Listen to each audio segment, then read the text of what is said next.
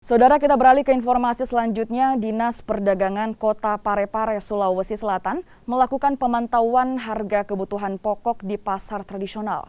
Petugas menemukan sejumlah bahan pokok alami kenaikan.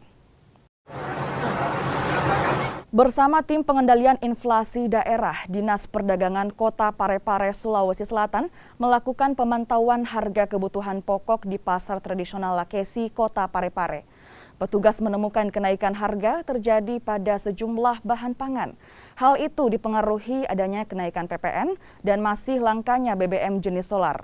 Kenaikan bahan pangan diantaranya bawang merah, bawang putih, dan cabai yang naik rata Rp5.000 per kilogram.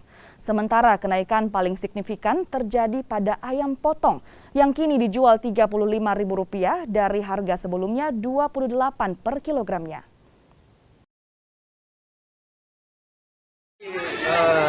Bersama tim TPID, tim pengendalian inflasi daerah, melaksanakan kunjungan ke Pasar Lakesi guna mengetahui ketersediaan bahan pokok pangan dan kelangkaan barang-barang yang ada di Pasar Lakesi. Begitu pula dengan intervensi harga yang ada di Pasar Lakesi ini.